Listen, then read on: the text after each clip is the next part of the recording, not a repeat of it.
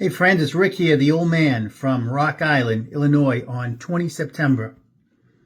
And a shout out to my friend Rick Pumelo. It's his 58th birthday up in Salem, New Hampshire. So I hope he had a good day wherever he's doing up there.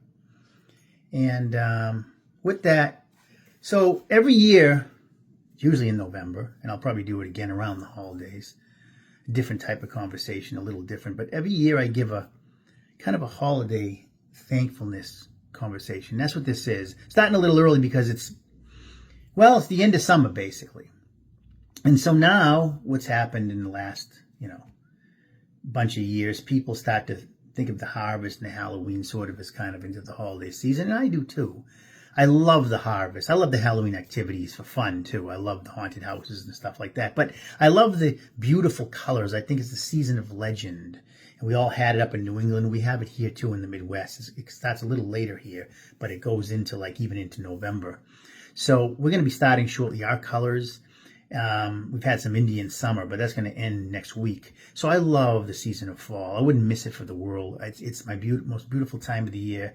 The smell of the leaves and I'm not a big coffee people, but people like the pumpkin spice and all that stuff. Well, it's all part of the harvest and it's beautiful. You see it in the stores. So now that we swing into what's going to become the holiday seasons and the time of festivities and fairs and things like that. And that's all nice stuff. It's wonderful stuff. Never forget how fragile life is during this time of happiness. I say this every year. And every year, in the last 5 years I've given this talk, there have been key people in my life that are not there the year after. No. This year, when I gave the talk in early November, several weeks after that, my friend Elaine, who was about 67 years old from work, had finally retired.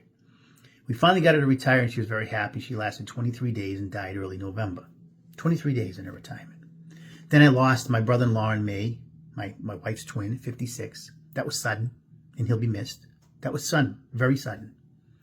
And now, 2 nights ago, I lost my good friend Angelo, who was 5 days from his 92nd birthday. And he lived a full life, that's true. He was sort of a second dad to me because he was good friends with my dad, who died in 2004. And so I became even closer with him in the last number of years, 20 or so years since my dad died. 2003, actually, my dad died.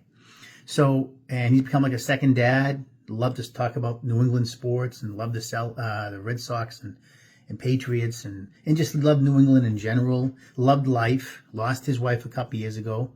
And he had settled in very well at his assisted living. And he told me a couple months ago that he wanted to live to 100. He felt good.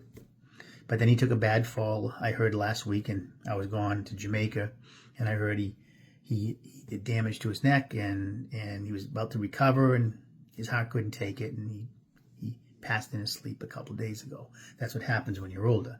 We never, even at that age, he had plans. We never know when the Lord will take us. So my point of this is, with all the festivities coming, and with all, at the same time, a lot of transition and a lot of anxiety in this nation with the presidential election. I'm not going to go into politics here.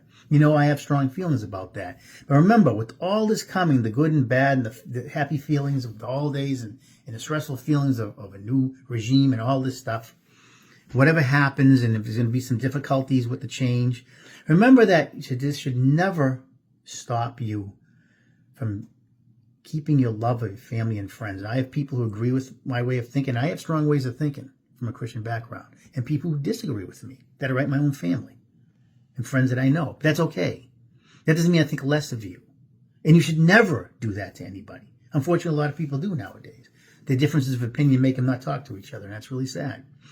Life is very short and very fragile. I can tell you that in the last 5 years I've been doing these conversations. Every year there's 3, 4, 5 people that are gone. All right, so a couple of years ago, a couple of years back, it was 7 or 8 people that I knew, heart attacks, cancer, this and that. Some were a little older, but still, it's just, so you never know. I mean, one of these years I won't be here. Somebody will be talking about me, maybe not. You just never know. I'm 59 years old now, and I just seen so many different things, and I learned to realize that as we come into the season where people tend to get festive with their families and friends. It doesn't make a difference if you have 100 friends or you have 2.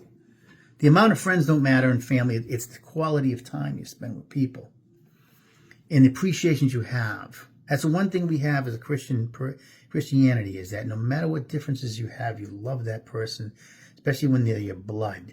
And blood doesn't necessarily just mean family. It means your close friends that are just like blood, the same thing, despite your differences, despite the things you may disagree with. And that's also part of being a part of our country. Even if you're not a Christian, you should be doing that. Unfortunately, we don't do that a lot of times. We leave our differences, make us hate each other. And when you see how fragile life is, all these people I talked about, Elaine, my friend, did not expect to die 23 days after she retired.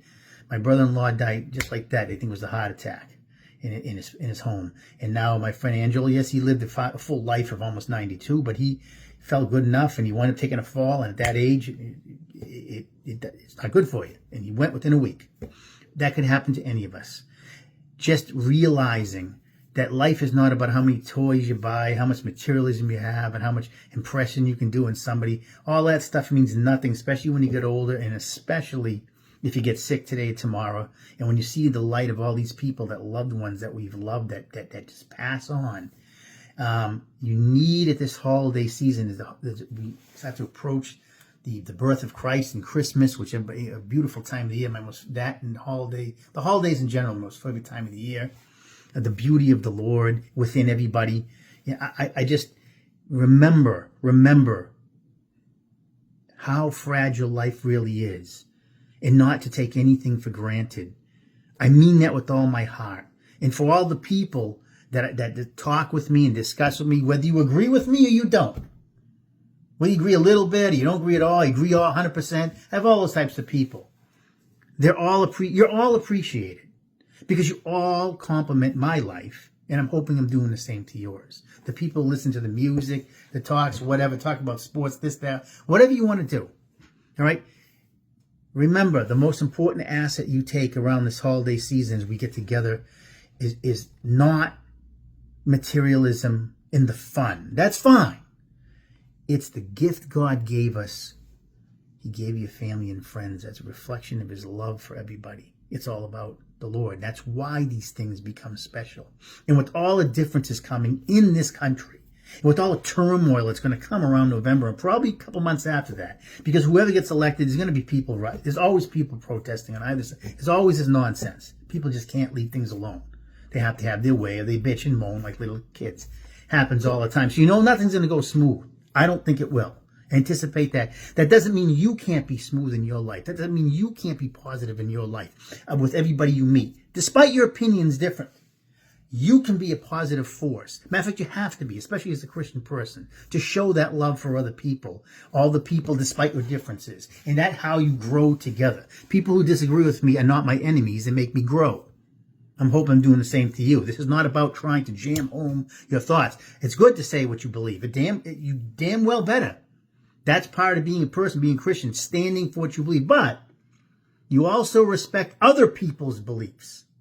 And you respect them, and you try to learn with them. You do not look down. You do not hate people. You do not think you're better than somebody else. And you don't judge anybody. Difference of opinion is very different than judging. A lot of people miscue that nowadays. You can disagree with the person. You can deal through everything. But you still care about the person. And in this holiday season coming on up, as we start to go into fall, September 20th, I think, what is it? First day of fall, what is it? Yesterday, today, or tomorrow, something like that. Officially, fall is almost here. So let's just realize to enjoy the season with your family, your children if you have them, your grandparents, whatever, your spouse, this, that, the other, interactions with church if you do that. Wherever you interact, okay, have a wonderful time. But always remember how fragile life is, and to appreciate every minute that you have with the people that you love, and every day in the beauty you see in the air, whether it's the leaves or whatever you like to do. It's a beautiful gift of the Lord, the holiday season, as we cultivate with the birth of Christ and Christmas. It's Rick here from Rock Island. God bless and have a great, great, great evening.